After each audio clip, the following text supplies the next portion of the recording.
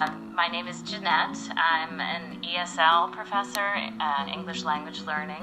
I've studied Spanish when I was a young girl and then got a degree from the university in Spanish. I have two children whose their father is from El Salvador.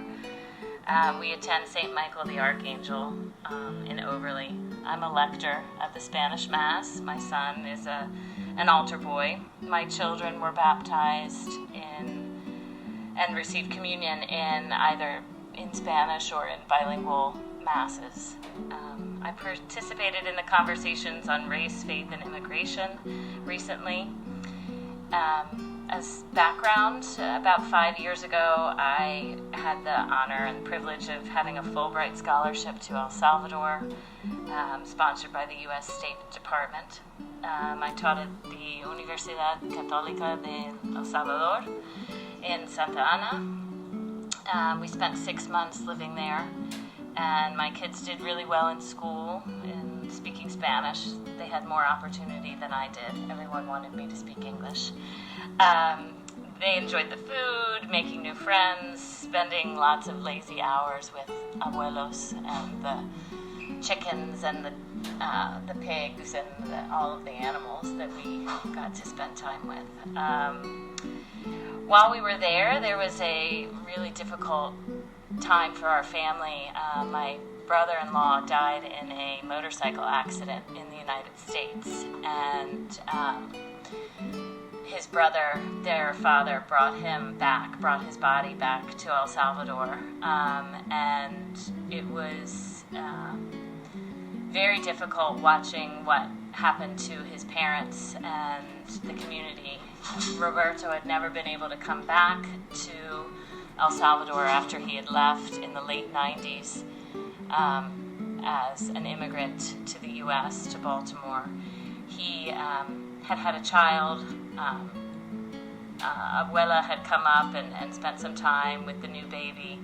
She overstayed her visa, and they revoked her visa, and she was never able to come back up to the United States, and still isn't at this point. She has, her sister here in the U.S., her mother, lots of family members that are here that she's separated from because of this visa.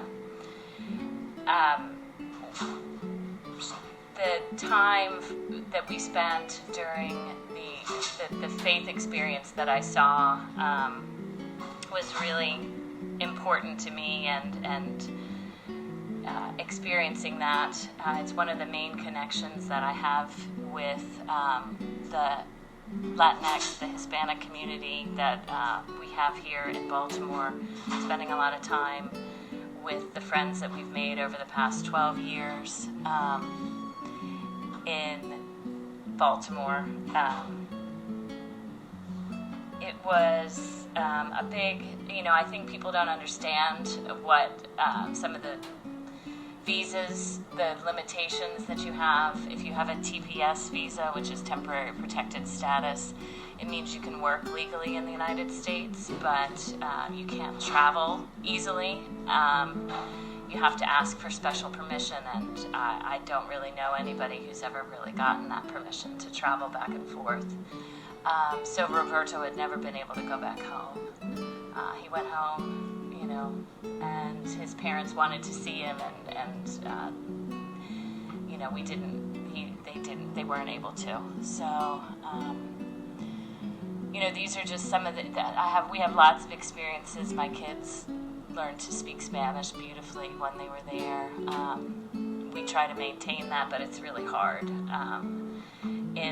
There's no opportunity for language learning in the United States. As a language professor, it's very disturbing to me. I mean, of course, I teach English, so people don't understand, well, why do you care about, foreign languages? When you're a language professional, that's what or a teacher, that's, it's not just about whatever one language, it's about the whole concept of what that opens up for you. And I think, unfortunately, we do a really poor job here in the U.S., and there's, a lot of evidence that we're really falling behind in learning languages, and we just seem to assume that, well, if, everybody's going to speak English, and what you miss when you don't understand the language of a place or in that community is tremendous. So when I was in the meetings, the conversations that we had at St. Michael and St. Clement and the Annunciation, the different communities, one of the things, I think language was really important. People were using words in ways that I don't think, that illustrated to me that perhaps they weren't as aware of the meanings of that language. This is what I do for a living. I teach about decolonization. I teach about how to understand institutionalized racism and what we can do to recognize that in our readings, in our daily conversations. So I think, hearing people talking about being Native Americans when they are natural born citizens of the United States, who are contemporaries now living, that doesn't really necessarily resonate with me. I felt concerned about some of the conversations about discrimination and racism coming from people of color, that there was sort of this conversations, and we didn't get into it as much as perhaps we should have. There's always more to talk about. There's always more conversations to be had, and I know that in my classes, I've brought readings that my children have read in public school, and we've looked at them and we've debated some of the words and the choices that are used. And I just want to read one of them. And it was about Columbus. My third grader was reading this. It said, Columbus learned many things about the Arawaks. One thing that surprised him was that, like the Europeans, the Arawaks also played games for fun. This might seem innocuous to people, but it is not. It is what we call othering, which is where you don't treat people like human beings, and that you don't even realize probably that you're doing it, and that you make these sweeping generalizations. You can't see a personal connection. You can't see how you and that person share things that that we do through the human condition.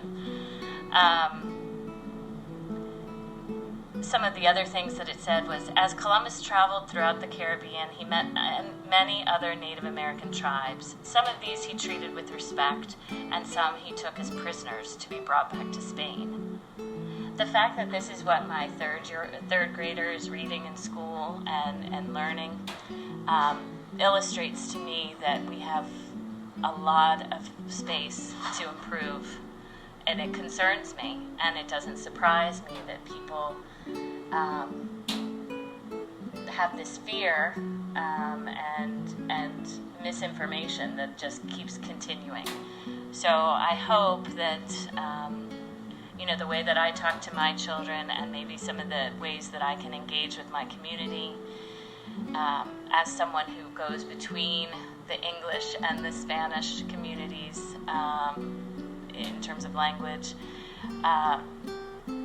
and someone who teaches and thinks a lot about Indigenous people in the Americas as a way of, as a space that we really need to change the behavior that's happening in the United States. I mean, when your child says to you that the President of the United States disrespects and doesn't actively dislikes the person that you are, simply because of where you're from, or where your parent might be from, and that's deeply disturbing to me and unacceptable. So I hope that that we can continue working on making some changes and start being more reflective about our language, these conversations that we have, and how we can become seeds of change.